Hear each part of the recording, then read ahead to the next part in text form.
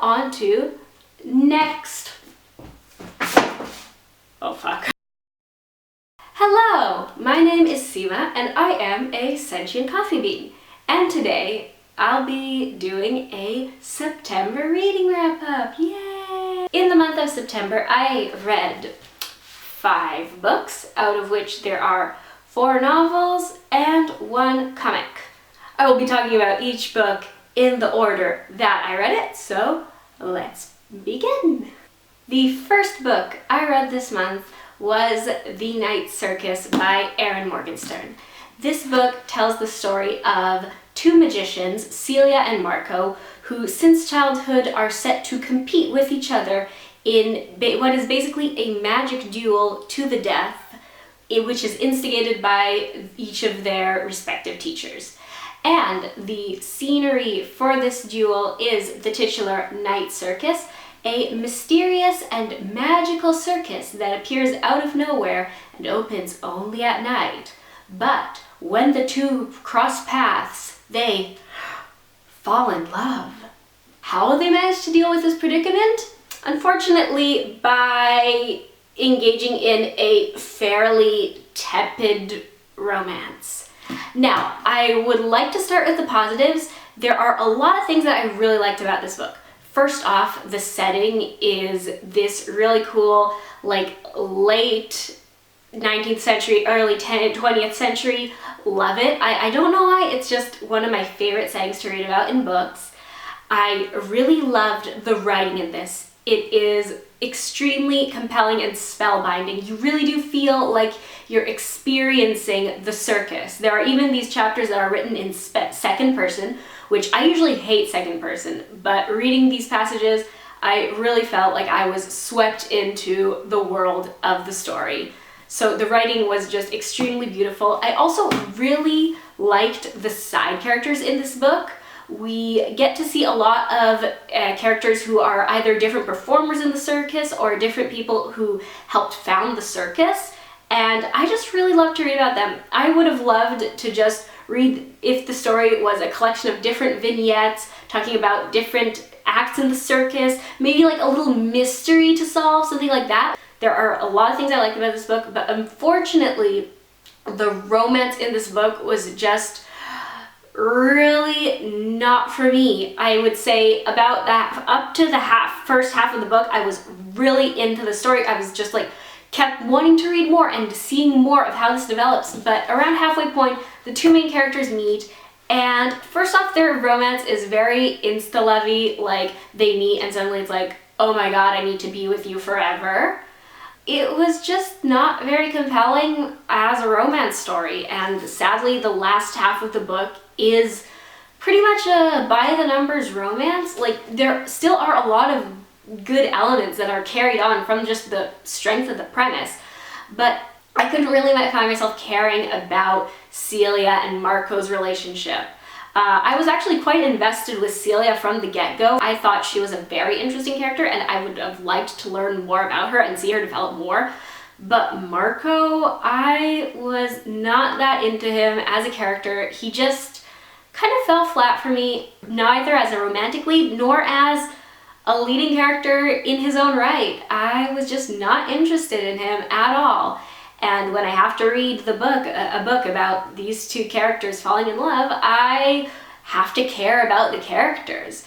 It also didn't help that the romance was with very little conflict between the 2 love interests. I think it could have been much more interesting had we not seen the perspective of both characters, because then at least we would maybe have the element of, oh, is this person really in love with me, or are they just pretending to get a leg up in the competition, something like that. But no, it was this very cut and dry, lovey-dovey thing, and I don't know, maybe I'm the fool for reading a love story and expecting to like it. I think it could have been better written.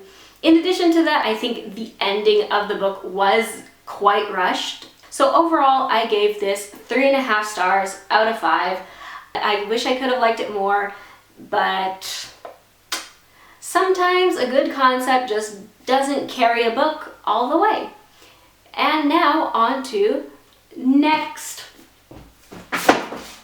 Oh fuck. Okay, the next book that I read this month was A Darker Shade of Magic by V.E. Schwab. This book tells the story of Cal, a young man and magician who can travel between alternate Londons. There's Grey London, which is basically our world, but in the 19th century, and totally devoid of magic. There is Red London, where Cal is from. This totally utopian ideal situation where everyone is a magic user and like everything's just honky-dory, I guess.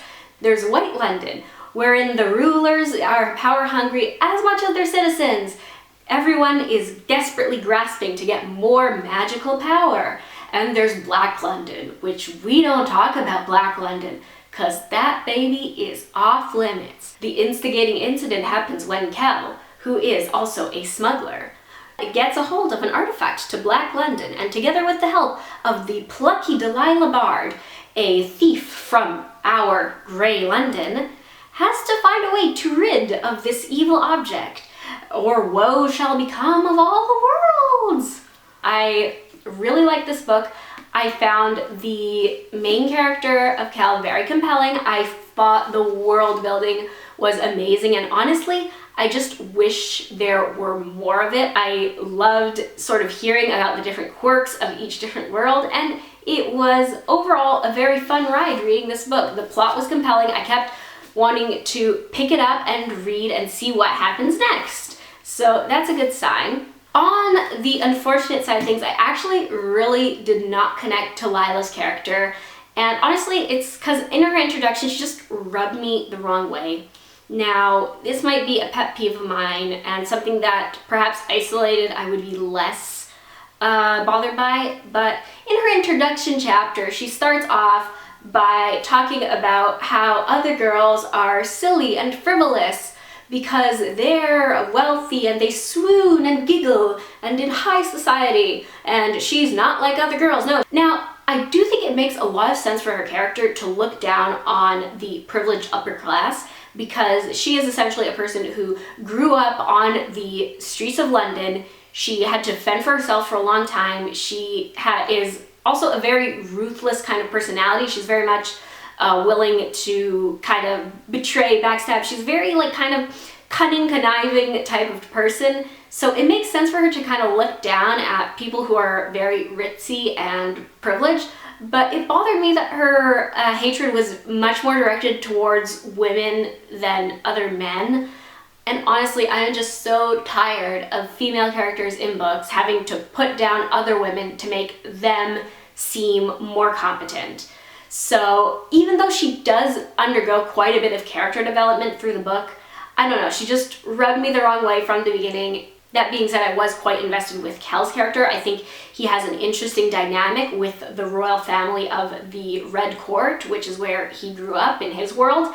Another thing that I liked a little bit, not as much in this book, is I felt that oftentimes the writing was perhaps a bit simple in that it was very much like telling you how the characters were feeling versus showing it through their actions. I rated this book a 4 out of 5. I really liked it. I would recommend it, and I'm going to read the sequel, but I think that it could use a teeny bit of a step up to really be there. Would recommend. On to the next one. The next book I read this month was Tell the Wolves I'm Home by Rifka Brunt.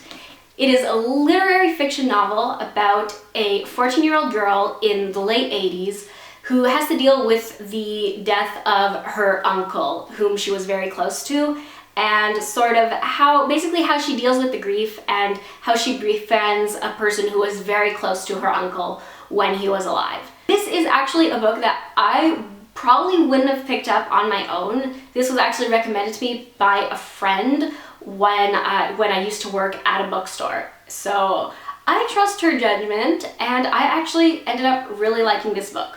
Now, I think this book showed a good way of sort of having a character deal with grief and also just like grow up a bit. This book I think is intended for an adult audience. I don't think I would recommend it necessarily to like people around the main character's age. It is, in a way, a story about coming of age, or at the very least growing up. And when I say growing up, I mean that the main character isn't the only person who does growing up. Also, a lot of adults in her life sort of mature throughout the course of the book.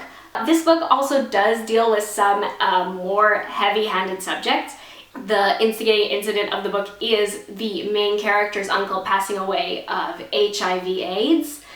And it does deal a lot with sort of a lot of preconceived notions about homosexual people in the 80s, and a little bit about the society back then. Although that is not the main focus, I do think that the main themes of this book are like grief, family, and found family, and basically like the nature of relationships.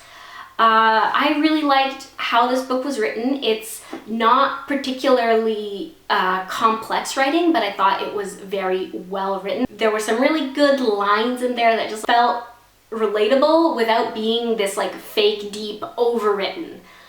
I really liked the relationships between the characters in this book, whether it's between the main character and the person that she meets who was a friend of her uncle's. I especially liked the relationship between the main character and her older sister. I thought that it was very well written without being cliche. I did give this book only a 4 out of 5 though. Now, I'm not sure if this is a flaw of the writing, but it did bother me that basically none of the adults in this book are acting like real adults. I felt that they're very much treating the child main character like she's a grown-up. I felt like the adult characters in this book were all like totally not taking responsibility for their actions. It's just like, I really wanted to take one of these people and like shake their shoulders, like, get over yourself, man. So many times. Another thing that I do think I should warn someone before reading this, because it might potentially be disturbing, is that an element of this book is about the main character having somewhat of a crush towards her uncle who passed away. Now, I do think that it should be very clear that this is something that is not sexual or anything. It's very much a kind of puppy love type crush, and it's very obviously one-sided, and there's nothing inappropriate between a minor and an adult. But I think I should warn about it because for some people it might be uncomfortable. For me personally, I didn't think it was creepy. I thought it was age appropriate for the main character to perhaps have these feelings sometimes, and it didn't deter my enjoyment of this book. So overall, I would recommend this.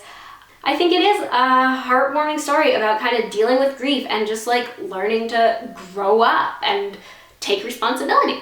The next book I read this month was Man-Eaters Volume 1, which collects the first 5 issues of the comic series Man-Eaters, and it is written by Chelsea Cain. This tells a sort of dystopian alternate history, alternate world type story in which, due to a mutation in a virus that's commonly found in cats, adolescent women, when they start experiencing menstruation, turn into giant man-eating cats.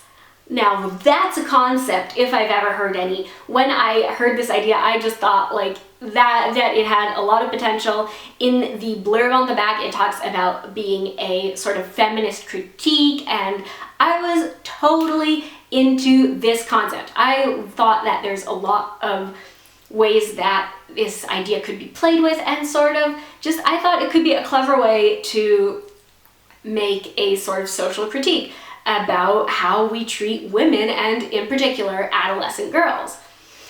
Sadly, this wasn't that great. I think I'd rate it 2, maybe 2.5 stars out of 5.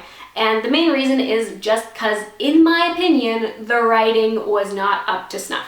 I think that the pacing in this story was way too slow. This collects 5 issues of a comic, and if I were reading this on a month-to-month basis, I probably wouldn't continue past issue 2 because I would feel that the story is just not moving along at an adequate pace. I think you could have easily taken what's in this book and condensed it to perhaps 2 comic issues and still hit all the beats necessary. Plus, it just would have been a snappier story.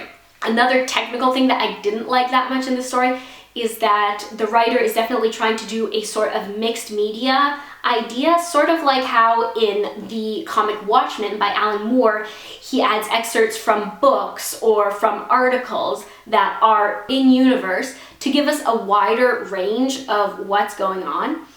But I do not like the way that the excerpts from in-universe media are used in this book, because all of issue 5 is a magazine that is in-world.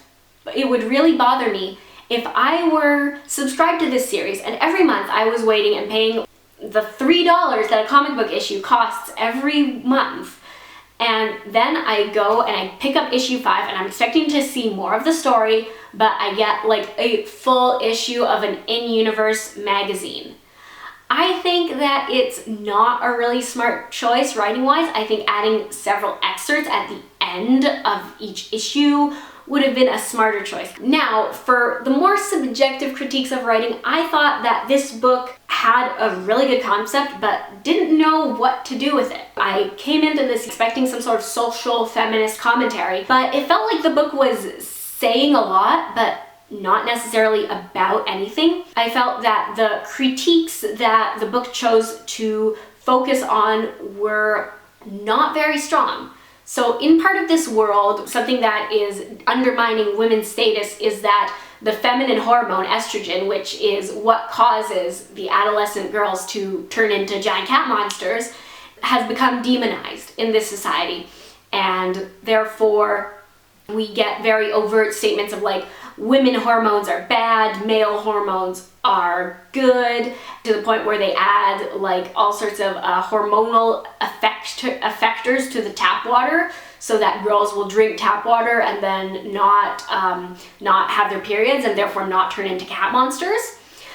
But I felt that the critiques on our society were a bit weak. For example, this book chose to focus on things like female hair removal as something that was talked about in health class. Like the teacher's just like, okay, your body's gonna go through some changes, and for all you girls, we have some like free razors and wax strips in your like puberty kits. So in this world, I guess because women don't menstruate anymore, then female hair removal is the new thing. I just felt that it was a weird thing to focus on.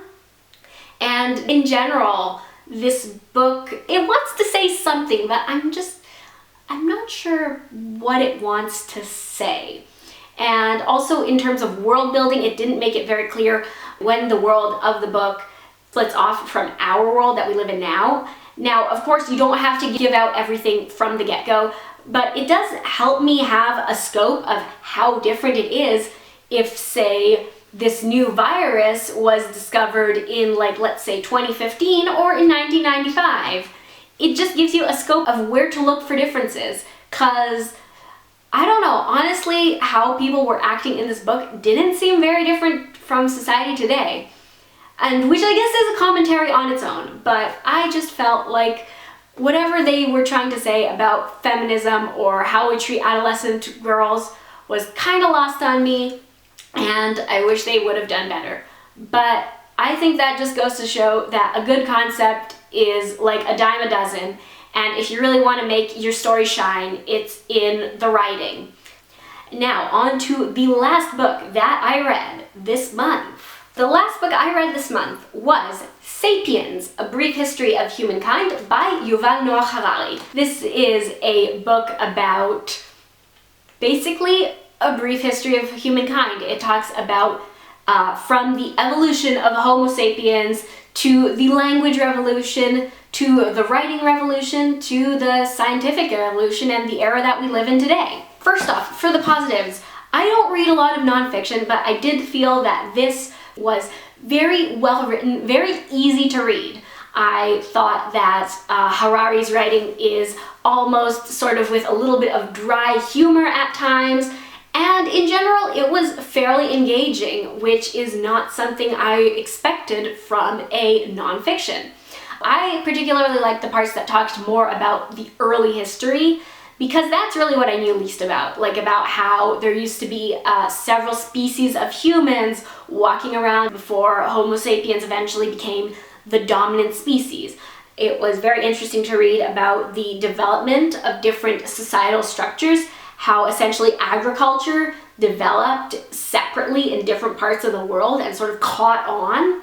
It also was interesting to learn about how different monetary systems developed, different religions. I did find this very interesting, even though this book is more a collection of ideas than a definitive book of facts. Now, I should mention that even though this is relatively unbiased, it still is basically from the author's point of view. This isn't an academic textbook.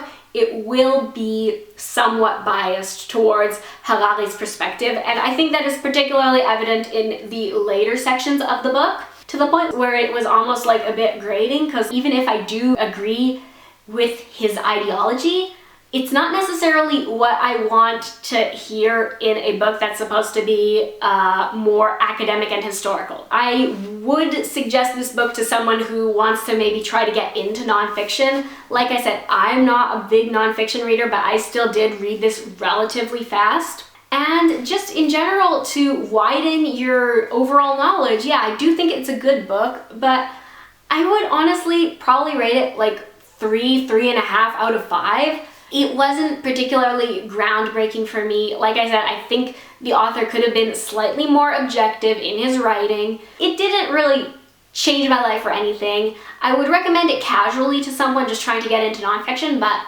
I wouldn't tell my friend hey, you have to read this. It's a really good book. Solid nonfiction, but I'm just not sure nonfiction is for me. Okay, anyways, I would like to thank you all for sticking through this. This is my second time recording this video, so I hope it goes better than the first. I think the first I was way more rambly. And yeah, for me, September was a really good reading month. I know that compared to other booktubers, 5 books is not that much, but I have really been trying to read more ever since in my first year of college. I just completely stopped reading for the better part of 10 months.